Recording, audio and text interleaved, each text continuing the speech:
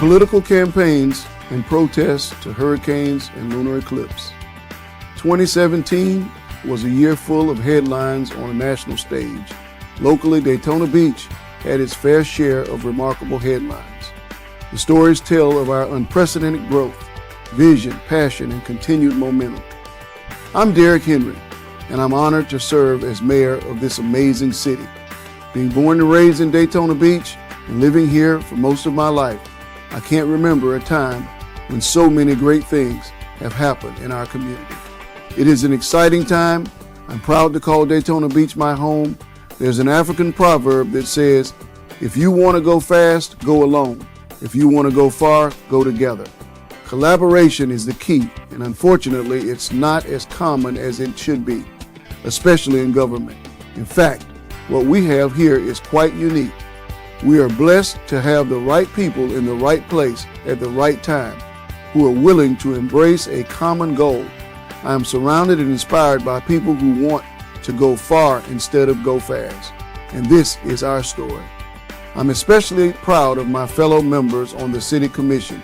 These 6 commissioners give countless hours to continue a legacy of cooperation while serving their constituents. Their strong leadership keeps our city on a firm foundation. It is a privilege to serve alongside Ruth Traeger, Aaron Delgado, Kelly White, Rob Gilliland, Danette Henry, and Paula Reed. I'm grateful to our city's loyal and dedicated employees. Each and every day, their mission is to better our community and find creative solutions for those we serve. Thank you to City Manager Jim Chisholm and City Attorney Bob Jagger for leading a group of professionals who continue to improve our municipal services and quality of life. I'm also indebted to our engaged residents. They are the reason why I'm here and why I love serving as Daytona Beach's mayor. I believe a community gets stronger when we help lift up all of our citizens. A perfect example of this and our era of collaboration, the groundbreaking of the First Step Shelter in December 2017.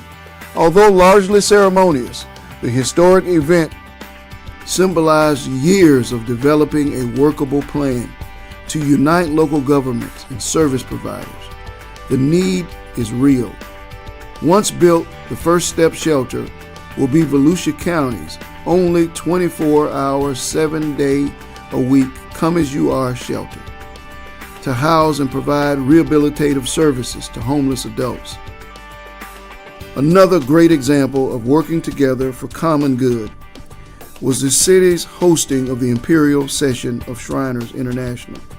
Thank you to our neighboring cities, the Daytona Beach Area Convention and Visitors Bureau, the Daytona Regional Chamber of Commerce, and our local businesses who rolled out their red carpets. Their 5-day stay accounted for more than 11,000 room nights at area hotels, and many enjoyed the family-filled events which were open to the public, including the Shriners' signature event, their parade along A1A.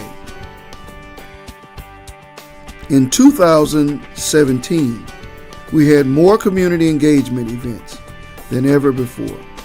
These gatherings, large and small, were created to engage our citizenry and to show we, as the government closest to the people, care about them. Our goal is to foster a true sense of community where all residents can be proud of their city.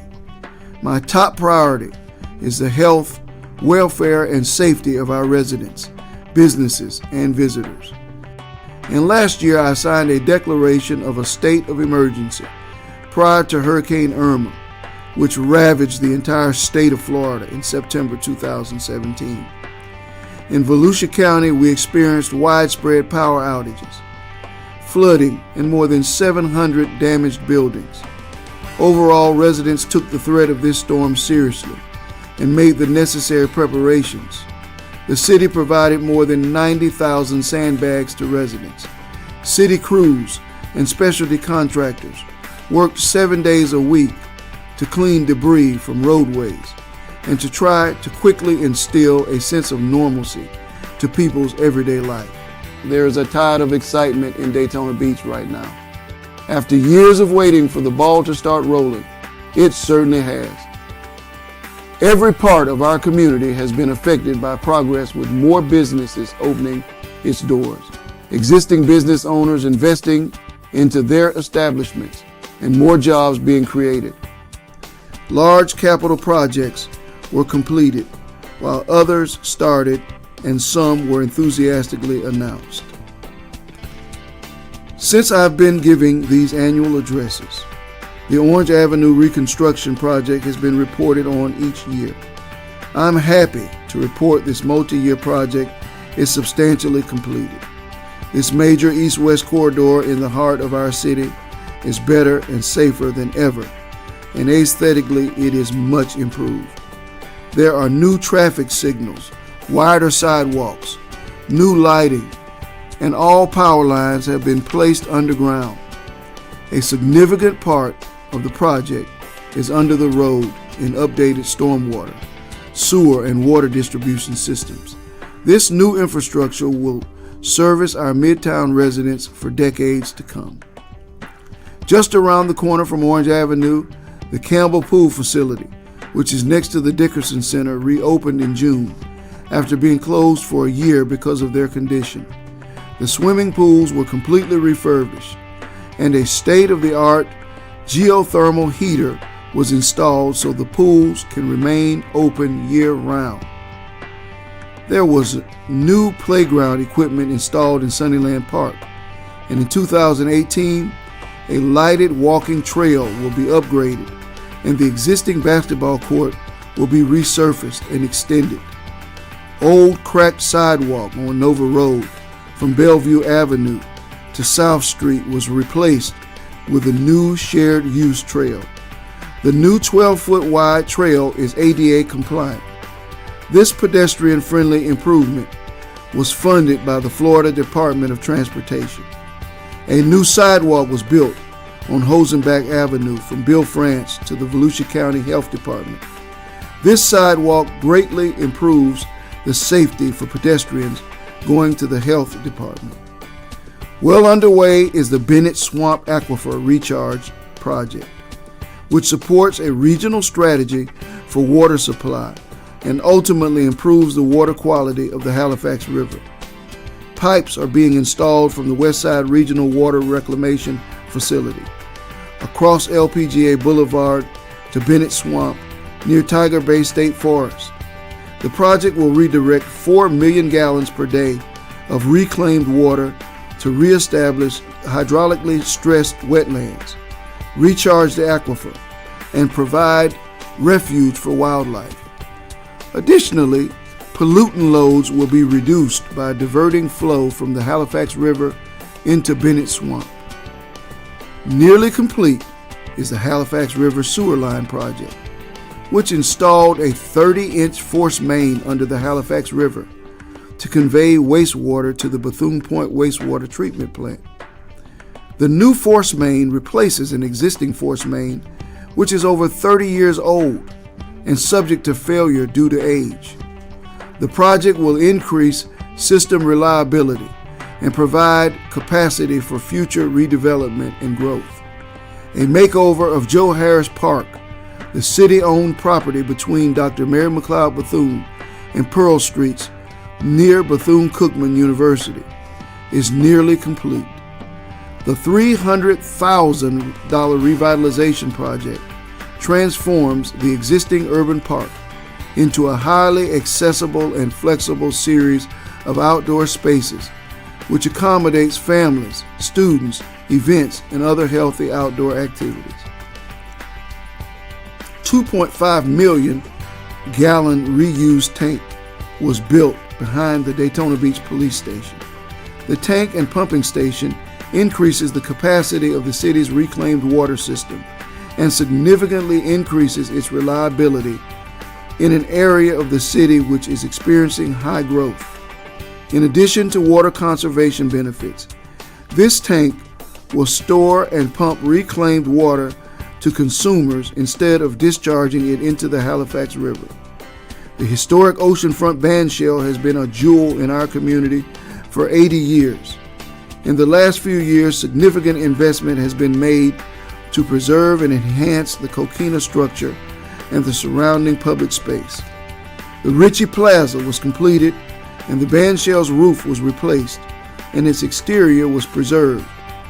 Now the final phase is underway. The interior walls, flooring, bathrooms, electrical, dressing rooms, and HVAC system will be upgraded and replaced. The stretch of the International Speedway Boulevard from Nova Road to Lincoln is getting a makeover.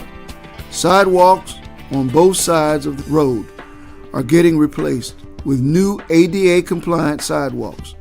Decorative pavers are being placed in the area between the curb and sidewalk, and new decorative lighting will be installed. The $3.1 million project will be completed in the summer of 2018. In the private sector, many long-awaited projects were completed or are close to being done. Built in 1940, Streamline Hotel is the oldest standing hotel in Daytona Beach. It is famous for being the site where NASCAR was formed. After years of falling into deplorable conditions, the 44-room hotel reopened in 2017 following a $6 million renovation. Following a $40 million extensive overhaul, the Hard Rock Hotel is nearly completed. The luxury accommodations will replace the former 1950s era Desert Inn, which was once named the dirtiest hotel in the country. Earlier this year, developers broke ground on the most expensive oceanfront project in the history of Daytona Beach. The $192 million Daytona Beach Convention Hotel and Condominiums will also be the area's tallest, with 2 towers rising more than 300 feet. Residents and visitors alike will enjoy a cheeseburger in paradise at the Jimmy Buffett-themed Land Shark Bar and Grill and Cosiana 214 Restaurant and Bar. These businesses were recently completed on a 6-acre oceanfront lot on South Atlantic Avenue. Not all new construction is located on beachside. Just 4 miles from the world's most famous beach is One Daytona, and it seems like they announce the opening of a new business each week. The first phase for this $400 million entertainment, shopping, dining complex across the street from the Daytona International Speedway is well underway. Need more retail options? The former Volusia Point Shopping Center on the corner of Bill France and West International Speedway Boulevards is being demolished to make room for the shops at One Daytona. LPGA Boulevard continues to explode, with Minto Communities announcing the development of Latitude Margaritaville. Under construction is a 7,000-home active adult community for people 55 and older. It is the largest master plan community ever built in Volusia County. Near Margaritaville is ICI Homes, planned development called Mosaic, which will feature 1,200 homes. Braun Medical Inc, a German-based manufacturer of intravenous drug systems, is expanding its operations on Mason Avenue. They are creating 175 jobs with an average annual salary of $42,000 a year and are making a capital investment of more than $100 million. Braun also recently completed a 400,000 square foot distribution center on Clyde Morris Boulevard, just south of LPGA Boulevard. There was unbelievably positive news as Daytona-based insurance giant Brown & Brown announced they will expand their operations here, creating at least 600 new jobs with average annual salaries of more than $41,000. The new 10-story office building will revitalize more than 10 acres of prime downtown real estate that has laid fallow since the relocation of Massey Motors and Lloyd Buick Cadillac. Daytona Beach has a progressive public safety program and employs dedicated and courageous police officers and firefighters. The Daytona Beach Police Department is the largest municipal force in Volusia County. As such, they have consistently been the leaders in law enforcement efforts in our region. Last year was no different after years of experiencing steady reductions in violent crime. Notable reductions include burglaries down 13%, car thefts down 25%, and property crime down 10%. The police department partnered with Imperial Aeronautical University to launch a public safety program using drones. Police personnel received specialized training for the technology, which will be used for search and rescue functions, benefiting personnel in both the police and fire departments. As abuse of opioids affects communities throughout the county and country, accidental overdoses are more common. In fact, last year, Daytona Beach responded to 388 calls for people who overdosed, which is a 97% increase over the previous year. Beginning last summer, Daytona Beach police officers started carrying NARCAN, a nasal spray which restores breathing after overdoses, thus preventing brain damage and death. NARCAN was administered by first responders at least 200 times in Daytona Beach in 2017. The city has continued its investment in the infrastructure of the fire department. Capital projects for 2017 included the replacement of a fire engine and in the purchase of a rescue vehicle, which offers a more efficient and cost-effective means of responding to emergencies. After years of tumultuous labor relations between the city and its certified bargaining units, the city ratified multi-year agreements with all four of its unions. These multi-year labor agreements will expire in September 2019.